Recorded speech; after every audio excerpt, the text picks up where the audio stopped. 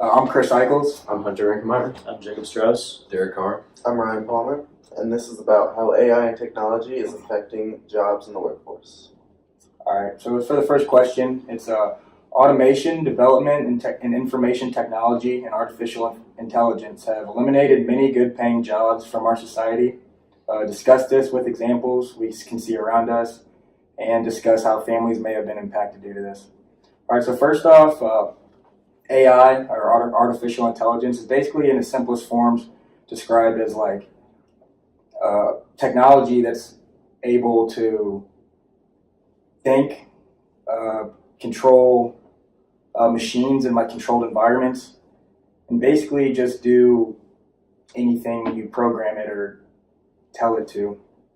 So it's not a secret that almost every business and every business CEO and owner is like had their mind on AI just because of all the positive impacts it can have on a company.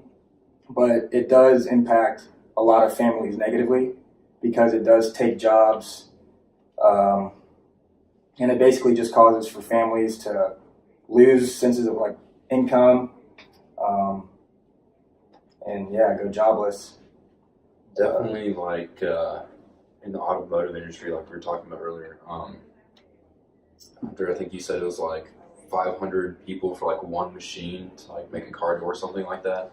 I mean, that's a lot of people just getting cut off by like technology, just like that. 100%. Just because they're creating robots basically to operate all this machinery, lift stuff off the ground, move it to wherever, all just by like coding and programming. Well, you can see that in everyday life. Like another thing about automotive industry, 50 years ago, you pull up to a gas station, you have someone come out, check your oil, they'd fill the gas. Now you literally just pull up and you do it yourself. So those people, that's not obviously not as many jobs, but you can see it through the years how more and more jobs are being destroyed. I feel like it's just kind of going like unnoticed too, like because most of the jobs I feel like that are being taken away by AI and just all the new technology out there are like more on the low end, like blue collared, like labor jobs.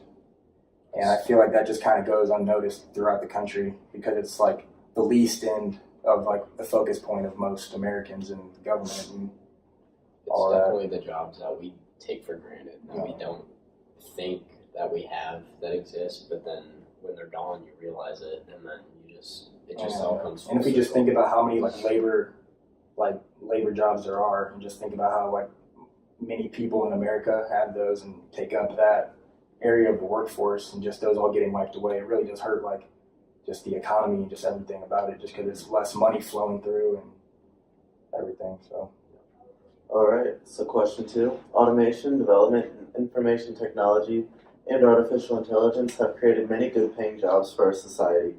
Discuss this with examples we can see around us, and discuss the need for new skills required for these jobs.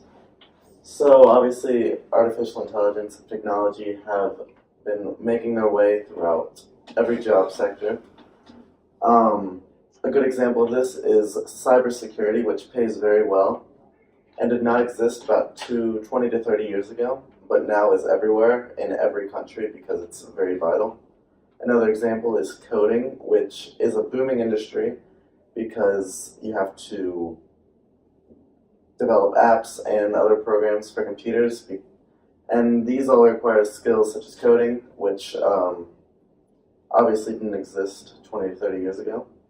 A very interesting stat I saw in the video was 65% of children entering primary school will work in jobs that don't yet exist. I thought this is interesting because with this many jobs that currently do not exist, there's no way to really know which skills will be needed and which skills need to be taught.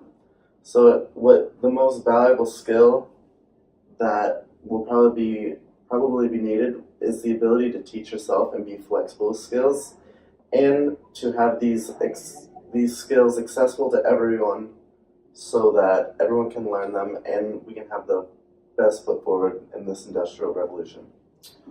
Going off the part of the questions, we're talking about examples we can see around us, especially on the technology side of things. In my hometown, Kansas City, there's a company that's Cerner. They're a technology company, like programming, medical equipment, and just over the last couple of years, they've added 500,000 jobs to the workforce. Like they've just been a really big part of like the economy in like that part where I'm from. And like that's just an example like right there. Like I know people I used to live by who are now employed by that company, and so it really is creating a lot of good paying jobs for a lot of people, and it's definitely a benefit. Definitely a benefit. All right, so we're going to discuss a little bit more. I have the third question, and it asks, how do you think the gap between jobs created versus jobs destroyed has contributed to rising income and social inequality? And do you think this economic and social inequality is contributing to political and social discord nowadays? So the first part of that question, how do you think the gap between jobs created and destroyed has contributed to rising income and social inequality? So we watched this really interesting video. It's about coal miners, and the coal mining industry is a little town in Kentucky, right? And the coal mining industry is going down gradually because of natural gas and environmental regulations and things like that. And so it's going down. So they taught these coal miners to code and to program things, and not only are they making more money, but they are learning new skills and they're not working with these blue collar jobs where they come home with grease in their fingernails every day. They're making more money, and they're providing better for their family, and so that's really cool. And the only thing though is, not all of those miners got those coding jobs because they don't need that many people to code. Only a few of them did it, and because of that, the guys that didn't make it, all of a sudden they don't have jobs and they're at the bottom. The other guys, they immediately got moved to the top because they're coding now. They're making a lot more money. So in that way, it is contributing and creating, this kind of gap in between your upper class and your lower class. Like the middle class is really just kind of disappearing. That's social inequality. Yes, and so the second part of that question asks, do you think the economic and social inequality is contributing to political and social discord? And that, I also think that is yes, because once again, you see the upper class and you see the lower class. And the upper class, they're up here, they're making plenty of money. They almost see themselves above sometimes as a lower class, not in all cases, but in a lot of cases.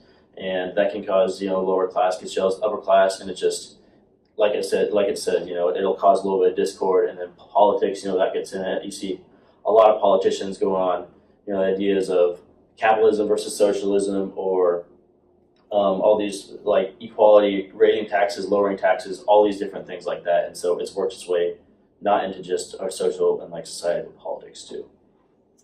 I think that kind of ties into my question, which is the next one. Businesses all over the world are always downsizing by eliminating staff positions for more profit and efficiency. Is downsizing also related to job losses at present, and does technology help downsizing? So basically, to start off, downsizing is eliminating staff positions in companies for more efficiency to basically make them more money because they won't have to pay more people to do the work. So with that, tying off of question 3 with the coal miners, basically the coal mining industry is either fully mechanically operated or it just doesn't exist. So I feel like in that way, downsizing is really negatively affecting, downsizing and technology are negatively affecting the economy.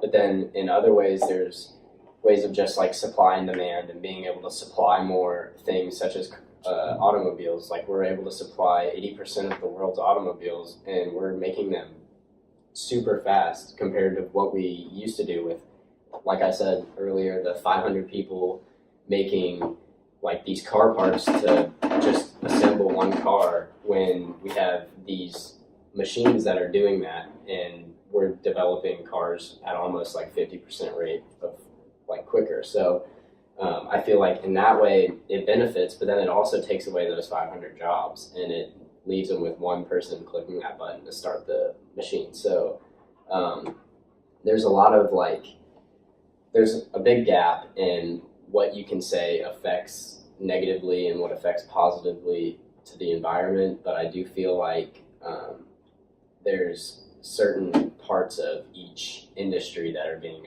negatively affected in a major way. So question 5 is, nowadays job destruction due to automation, development, and information technology and artificial intelligence creates more unemployed than the number of jobs created due to the automation, development, and information technology and artificial intelligence. In these challenging transition times, what role do you think the government can do for the unemployed? So kind of going off what Hunter just said about downsizing, where I think the government can step in, and they discuss this in the video, is investing in the retraining of these people, taking the skills that they already know, so problem solving skills, like quick thinking, someone's good with numbers, how can you take those skills and apply them to other situations? And that's where I think they said there's 15 billion euros investing in training people, and I think that's it was 2 million people over 5 years, and I think that is a step in the right direction and how the government can help these people, because a lot of these people, like we said, are working labor jobs, obviously aren't very high paying, and so they can't really go off by themselves and learn this stuff. So the government can definitely, they have the resources, they have the money to step in and help train these people, take what they already know and help them apply it to a different field, to a different something. And I think that's definitely something needed, because if you can't retrain these people and get them pointed in the right direction, then that's not helping. Yeah, you see them, in middle school, you teach them math, science, history, all that stuff. And while that stuff is important, I think a lot of times people miss that another thing they're really teaching them and embedding, in these students is, problem solving, self-teaching, critical thinking, and these are all really, really important skills that they need for when you get out of college, you're not going to know how many miles it is to the sun, right? But you're going to need to know when you look for that answer for the test, you're gonna learn a little bit about critical thinking or critical thinking, but problem solving, and that is something that is really important. And so if we can if the government kind of focus on that for education, that would really emphasize those points. That would really help out. I think the job market, especially since like you said earlier, 65% of jobs aren't even created yet.